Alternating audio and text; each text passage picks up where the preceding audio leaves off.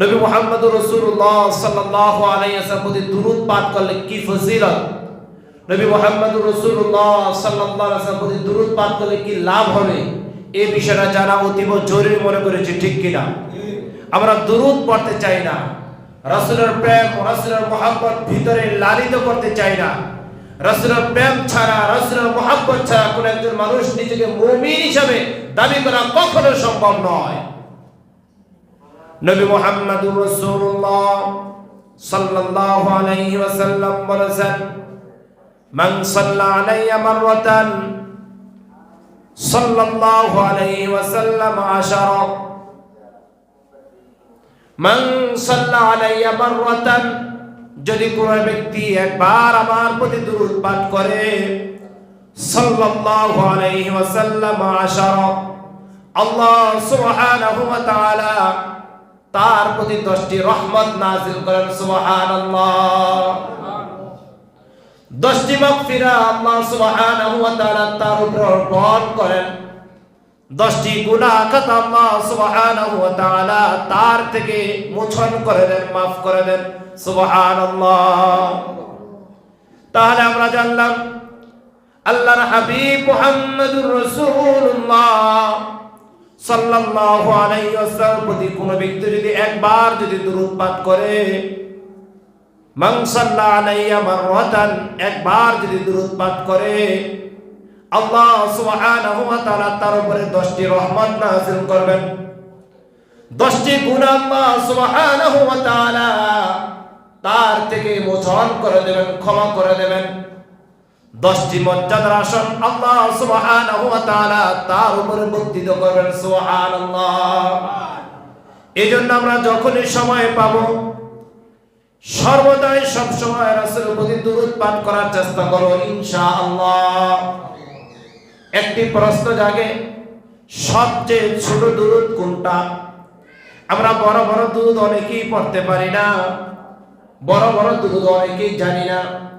সবচেয়ে ছোটময় দুরূদ কোনটা? সবচেয়ে ছোটময় দুরূদ হচ্ছে সাল্লাল্লাহু আলাইহি ওয়াসাল্লাম। আমার সাথে বলুন, সাল্লাল্লাহু আলাইহি ওয়াসাল্লাম। উচ্চ আওয়াজে সাল্লাল্লাহু আলাইহি ওয়াসাল্লাম।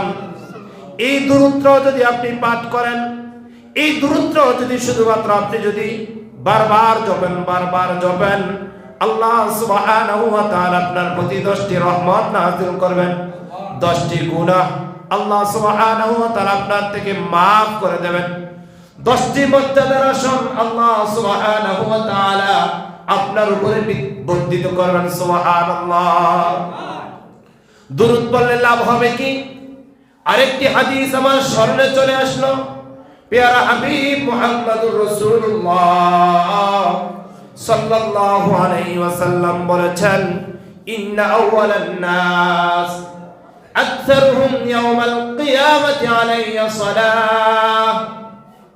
আল্লাহর হাবিব কত চমৎকার ভাবে বলেন, ইন্না আউওয়ালান নাস আকসারুহুম ইয়াওমাল কিয়ামাতি আলাইয়া সালাহ।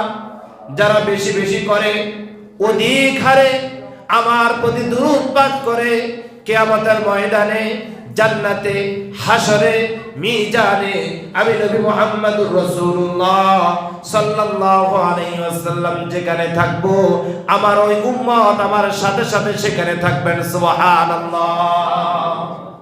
অর্থাৎ দুরূদ পাঠ করলে নবী মুহাম্মদুর রাসূলুল্লাহ সাল্লাল্লাহু আলাইহি ওয়াসাল্লামের অধিক কাছে থাকা যাবে, অধিক নিকটবর্তী থাকা যাবে। তাহলে আমরা বেশি বেশি করে দুরূদ পাঠ করব কি করব না? দুরূদ পাঠ করব কি করব না? দুরূদ পাঠ করার জন্য প্রচেষ্টা করব, সময় বের করে এনে বেশি বেশি করে আমরা রাসূলের প্রতি দুরূদ পাঠ করব। নবী মুহাম্মদুর রাসূলুল্লাহ সাল্লাল্লাহু আলাইহি ওয়াসাল্লাম যদি আল্লাহ সুবহানাহু ওয়া তাআলার দরবারে আপনার জন্য সুপারিশ করে, আমি গুনাহগারের জন্য যদি আল্লাহর হাবিব মুহাম্মদুর রাসূলুল্লাহ সাল্লাল্লাহু আলাইহি ওয়াসাল্লাম সুপারিশ করে, আমি আপনাদের জন্য আল্লাহর জান্নাত আল্লাহ তাআলা ওয়াজিব করে দেবেন, খুলে দেবেন, উন্মুক্ত করে দেবেন। সুবহানাল্লাহ। তাহলে সে নবীর প্রতি মুহাব্বত, সে নবীর প্রতি প্রেম, সে নবীর প্রতি ভালোবাসা দরকার আছে নাকি নাই? জোরে কথা বলি, সে নবীর প্রেম, মুহাব্বত, ভালোবাসা দরকার আছে নাকি নাই? তাহলে সে নবীর দেখানো পথ অনুযায়ী, সে নবীর দেখানো মত অনুযায়ী জীবন, সমাজ, রাষ্ট্র পরিচালনা করতে আমরা রাজি আছি নাকি নাই? সবাই লিল্লাহি তাকবীর, উচ্চ আওয়াজে লিল্লাহি তাকবীর, লিল্লাহি তাকবীর। নবীর আদর্শ মেনে সমাজ, জীবন, রাষ্ট্র পরিচালনা করার মতন তৌফিক আল্লাহ তাআলা আমাদেরকে দান করুন। বলছি আল্লাহুম্মা আমিন।